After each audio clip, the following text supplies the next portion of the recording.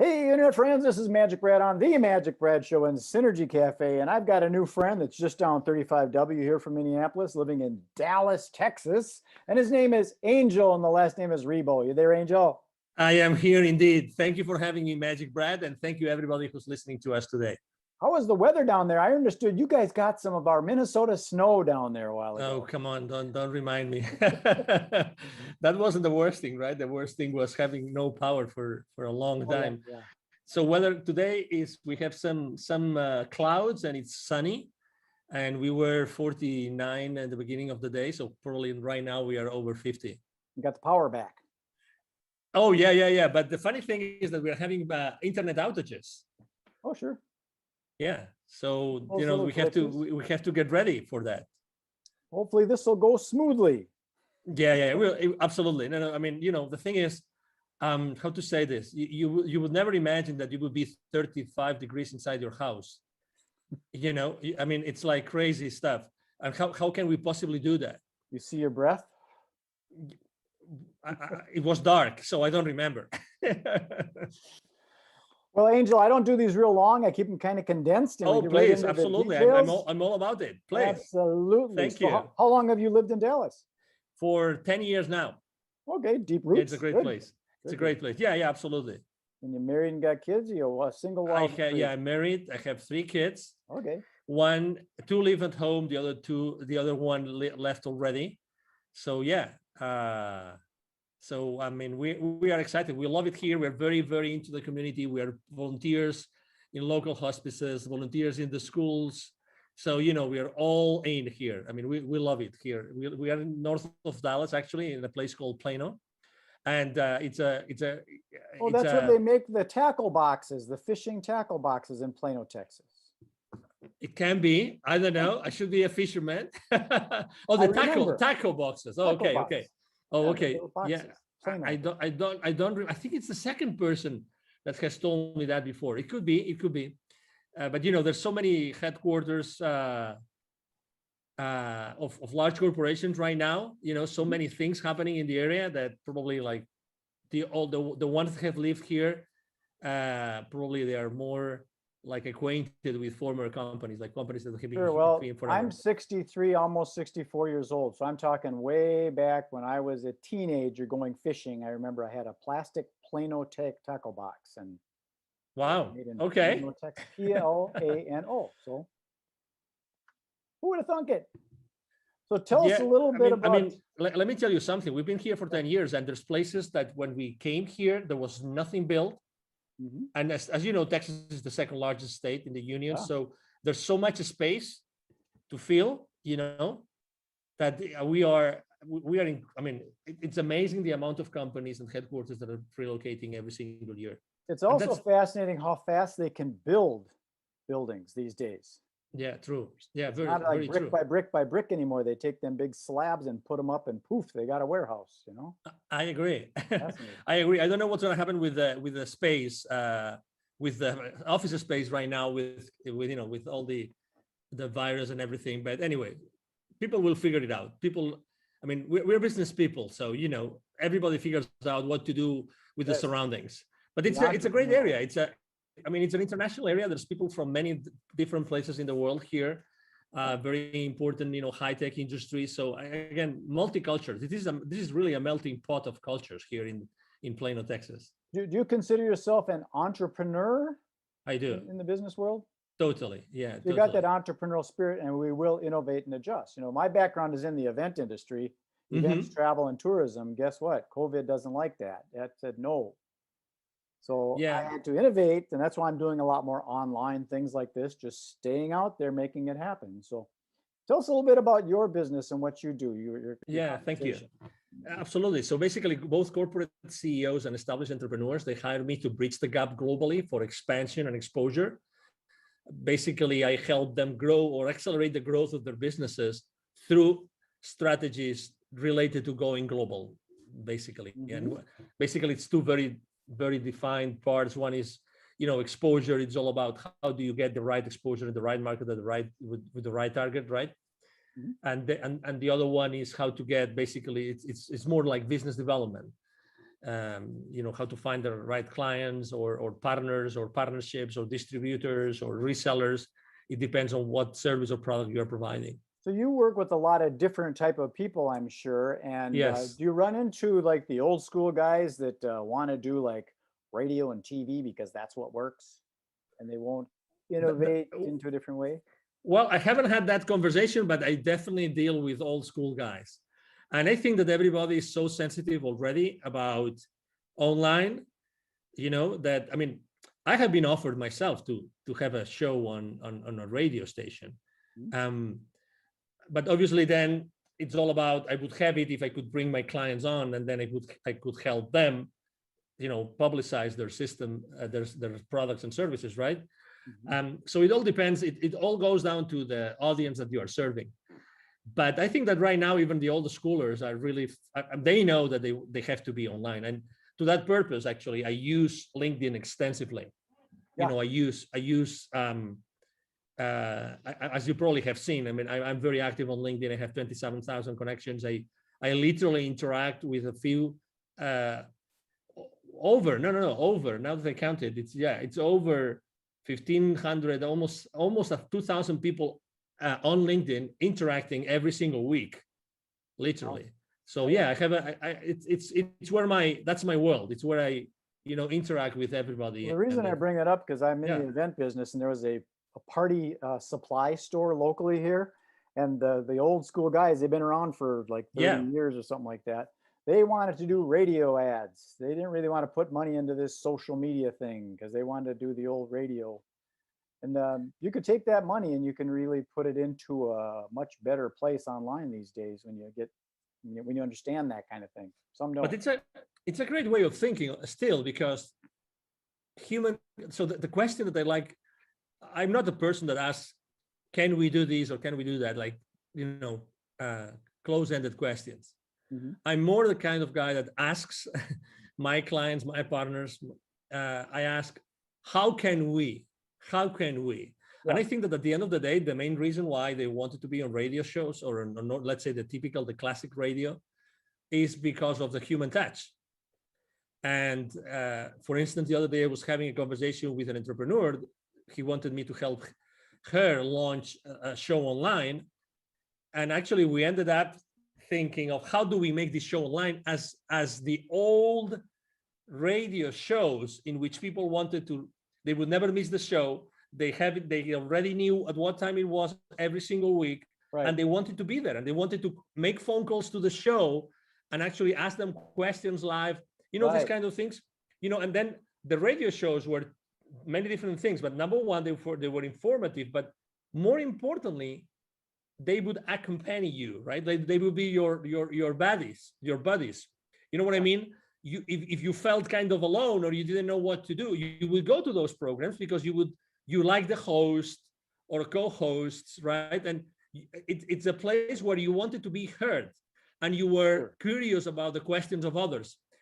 So if you realize this, it's like, how do you keep the human connection alive, having an online interaction? That's the question I'm answering myself for my clients every single day. That's exactly what I do.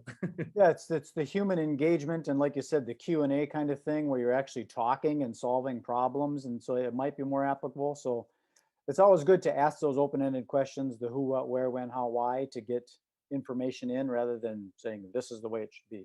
Yes, sir. Exactly. Yeah. Are there any specific niches that you work in? Do you work in like that's a great question. Real estate? That's a great question. To be honest, historically I was working with literally every single industry. Today it's more related to the mindset of the owner, CEO, entrepreneur, more than to any industry.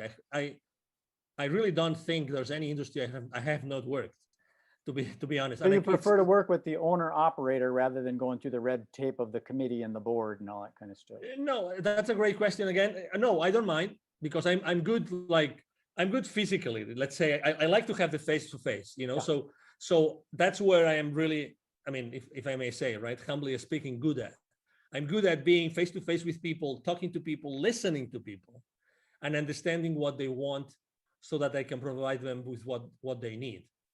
So to your question, I really like when there's a structure already in place, because that makes things easier. But Sure. that's for corporations, right? But I work a lot with entrepreneurs. So, it's all about the mindset of the person you're working with rather than the kind of company, either size or industry, really. Sure. Yeah, because sometimes people are concerned about their competition, Yeah. and maybe there is no competition. You're just in your own lane. Depends on how Yeah. fast you want to drive. But yeah, and that's one of the reasons why, for instance, last year here in the Dallas business arena, I was helping an accelerator with their entrepreneurs and startup owners. And we did a couple of webinars throughout the year, last year, about pivoting in times of crisis. And a lot of entrepreneurs, while pivoting, is like you are starting over your business, right? Somehow. So they were afraid of, oh, is there competition or there is no competition? I think that's the wrong question, very, very humbly speaking, okay? I think that's the wrong question. The thing is, I mean, do I really like what I'm going to do or to sell? Mm-hmm. Do I have the expertise? Is there an audience for this? And are they going to pay for it? If you're able to answer those 4 questions, then the competition really becomes irrelevant. Because Correct. If you're able to do yourself, you're able to do something better than the competition, if there's competition, then you're going to thrive. So the question is rather not if there's competition, is how can I differentiate myself? And again, I also believe that the same way I told you before that I don't pick like industries, or I don't pick company sizes, or profiles. I pick mindset. I think it's the exact same way. I think that even if you provide the same service as someone else, I think that you are going to be, there's still going to be an audience, because people will like you as opposed to someone else. You know what I mean? I agree. So let's say you and I, we both provide the same service. By nature, there's going to be people that naturally will be attracted to you, and other will be attracted to me. Sure. Just because of who you are, even because of your physical appearance, the way you speak, your accent. I mean, there's so many variables. I mean, your experience in life, right? There's so many things. I agree. So that's why I think that it all depends on how badly you want to do this, how really enthusiastic and passionate you are about providing a specific service or selling a specific product, rather than the competition. I'm very skeptical about cutting someone's wings because of the competition. Very skeptical. Yeah, I've never really understood the competition in business, because if you look at it, McDonald's and Burger King and Coca-Cola and Pepsi are still there, so nobody's won. There is no goal. There's no end goal like there is in a sports game, where there's a goal and a time that runs out. And there are more and more. It's funny that you mentioned this, because if you go to the central markets or to the Whole Foods markets and these places, you will see that there's probably like 4 or 5 more brands of cola, of cola, refreshment. Yes. There are already. And if you go, actually, I remember when I was still living in Latin America 11, 12 years ago, there was actually a very, very popular soda brand that was from Peru that was competing head to head with both Pepsi and Coca-Cola. And that was, again, 12 years ago, and they started 20 plus years I'm in ago. agreement with that. I think it's, if your mother and father competed, you wouldn't be here. Exactly. You got to work together. Which ends up, which eventually takes you to a place where, okay, so how can I collaborate as opposed to compete? I agree. Maybe so that's why there are so many similar ways. There. I'm building out a thing called the Synergy Collaborative, because that's what it is. It's working together. Figure out how can we don't want to take and share the pie, but let's make a bigger pie. So let me tell you something. So every time I speak about the main mistakes that entrepreneurs make when they start their own journey, collaboration is one of the main mistakes. Number 1, because it's a blind spot for them. And number 2, because they are afraid of it. And number 3, because they're not able to do it. They don't know how to do it. It sounds crazy, but if you analyze it, and you said it great, Magic Brad, we are not taught on how to collaborate.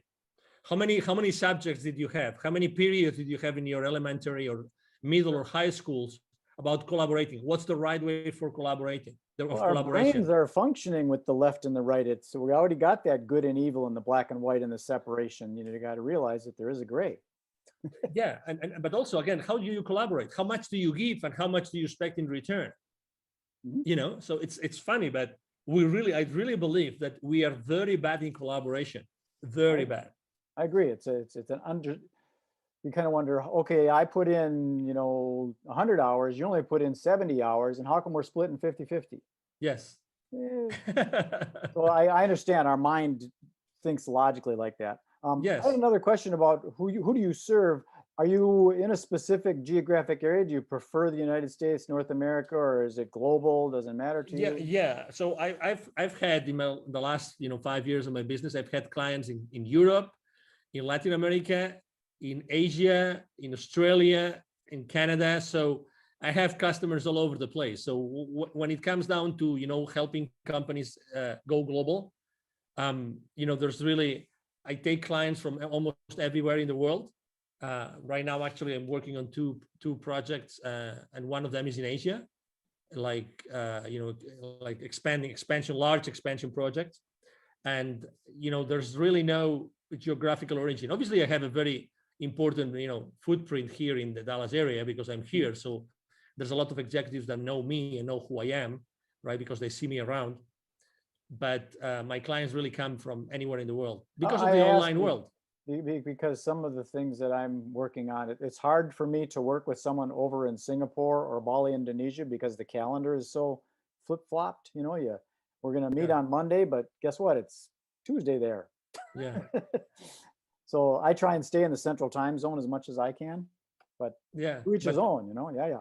I just had a conference call video conference call at 9:30 a.m. here in Central, and it was really late at night for them. But we try to compensate. We try to do like late for me, late for them, late for me, late for them. So we try. I like the way you operate because it's kind of doesn't matter because over on the other side of the planet, you got early morning people and they got late night people. It depends on the vibe and stuff. So it sounds like you're very open to whoever wants to work with you. I am. Done. Yeah. That's true. So yeah, I mean, typically, I have to say I work a lot of hours. A good day for me is a day in which I have a 2 or 3 hour break in the middle. Okay. So I see my day in 2 big chunks, really, because of that. So, so I have a big chunk in the morning, starting really early. And then I have a big chunk, let's say after 5, I have another big chunk of, Asia is waking up and Europe is going to sleep, so. What would be some of the key words that you would use for when people are looking for you, if they're searching you out? Yeah, international expansion, international exposure. I am an influencer, so actually I'm a very strong business to business influencer or business to consumer, because the profile of the 27,000 connections I have on LinkedIn, I told you before, I engage with more than 1,500 every single week. So because of the nature of what I do on LinkedIn, I'm an influencer there. So I am a LinkedIn strategist, a LinkedIn influencer. Okay. Let's say a global expansion. Those would be the keywords. Yeah, LinkedIn is a whole nother world. I got a friend locally here that wrote a book on it. He calls himself the LinkedIn rock star, Mike O'Neill. I don't know if you know that name. I've heard his name. Yes. He's definitely a Mike O'Neill. Okay. Lives here in Minneapolis, used to be out in Denver, but he's really heavy into LinkedIn Navigator and helping lead generation for his clients. That's what that's good. Generation through LinkedIn. I do a lot of that. Magic Brad, a lot. It's a big world out there, Angel. It's a big world. Yeah, it's a big world, but it's becoming smaller and smaller. Well, I think it's important to, sometimes niche down. Myself, I'm working on what I call narrowcasting rather than broadcasting. Yeah. Trying to stay within the central time zone so that we're all working on the same time frame. And in the event industry, so I'm specific to the event industry, ideally right here in the Twin Cities. So suppliers of events and people that plan events. So I'm pretty niche down, but inevitably you get into this, oh, that looks interesting. I should sell that software to real estate agents. And you get lost sometimes.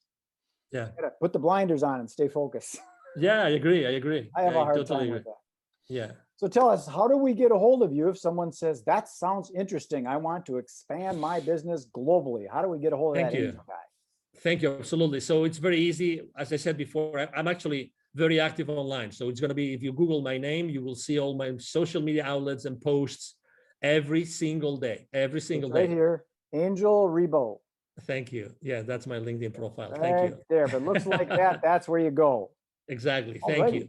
So you can go to LinkedIn but the easiest way to reach out to me directly is through my email address. Every single day I answer every single message. I have a team behind me. Otherwise it wouldn't be possible.